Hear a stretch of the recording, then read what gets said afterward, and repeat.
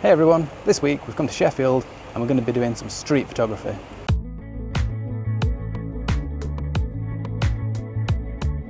So if you've seen my channel before, you'll know that I normally do outdoor, nature, landscape photography, that kind of thing. But today it's going to be a little bit different. Like I said, I've come to Sheffield and I'm going to be doing real life, people, street photography.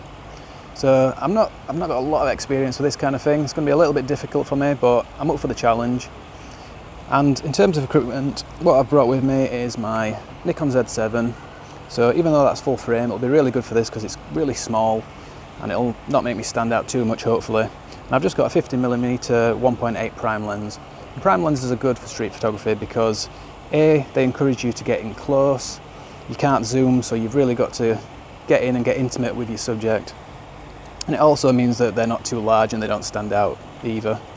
And 50mm is a good focal length because it's kind of considered a natural focal length, almost equivalent to what the human eye sees.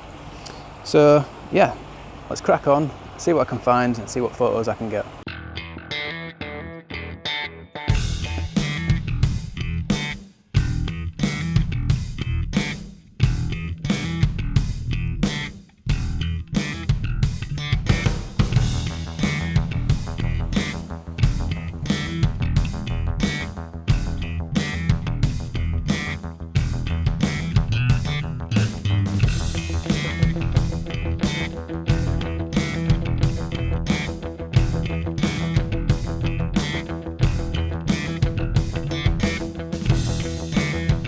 I'm trying to be observant and look for interesting moments rather than just pointing and shooting at anything. It is really hard though. You've got to get over the fear of actually confronting people and taking photos, and also spotting the moments as well. But yeah, I'm sure I'll find some eventually.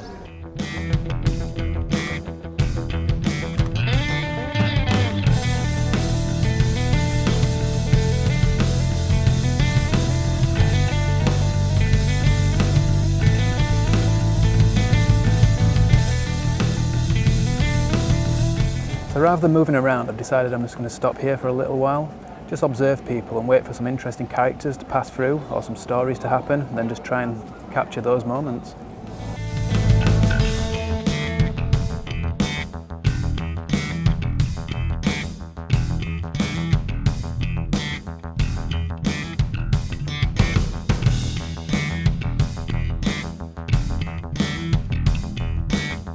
One of the things I found that makes me look more inconspicuous is to have the screen popped out like this, and then I can hold it at waist height and look down, rather than looking through the viewfinder, which draws people's attention.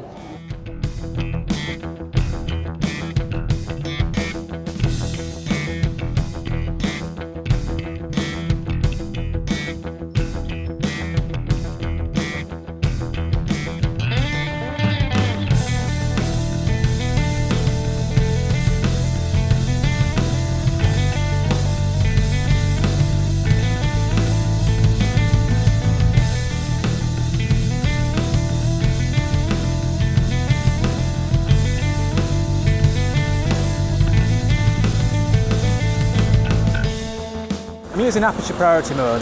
I was initially going to use shutter speed priority mode, but I was finding that I really wanted to control my depth of field. I've got some really nice shots where I'm using a wide aperture of about 2.8 and they look really nice, so I've gone into aperture priority mode so I can control that. And I was also going to use auto ISO, but I was finding that with the auto ISO it wasn't giving me enough shutter speed. So I've put that onto manual and I'm keeping it fairly high so that my shutter speed is going to be kept up and therefore I won't get blurry people when they're walking past.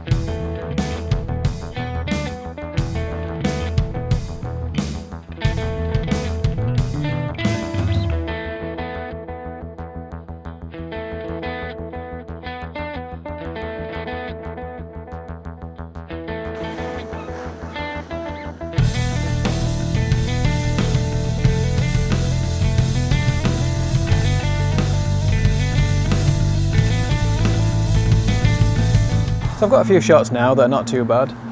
Just come to one last location. What I was going to do is set up here with the graffiti in the background. It's a really cool bit of street art. But unfortunately there's some scaffolding and stuff in front of it at the moment.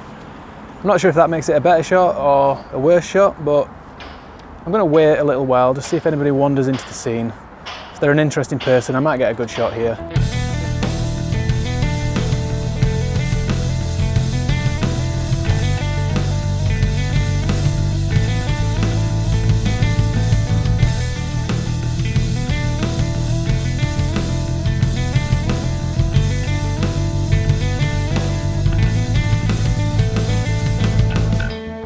Okay, so we're wrapping up now. It's been a bit of a challenge today. I'm not used to this kind of photography, but it's been really fun.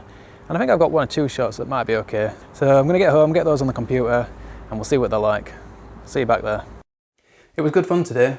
Something a little bit different for me. I have dabbled in street photography before, but I've never shot it on video before, so that was good to do. And I saw some really interesting characters today. I got some decent shots, I think. But next time I do this, I can improve. I think what I want to really do is just anticipate those moments a little more. And I think just by spending a bit more time being a little bit more observant, I'll be able to predict those interesting little moments and stories that are about to happen and just get some slightly more interesting shots. And I probably just need to get in a little bit closer, just get over that fear a little bit more and just really get in there and just get a bit more close and tight on my subjects. And from a technical point of view, I could improve by switching to different autofocus modes with my camera. There was a shot at the end there with the guy on the scooter going past the graffiti and the scaffolding, and the subject, the guy on the scooter, is slightly out of focus because I had my camera in AFS, autofocus mode, which meant that when I pressed the shutter button, it focused on the background just before he entered the scene, and it didn't change focus. It was locked on the background as I took the shot. Whereas if I'd had my camera on AFC, continuous autofocus, while I had my finger on the shutter button, it would have continually focused and would have focused in on him, I think, and got him a lot sharper. So if you look closely on that photo, he is slightly out of focus, but I still liked the shot, so I put it in the video. And I've got quite a few more shots to show you that I quite like, so I'll put those up now.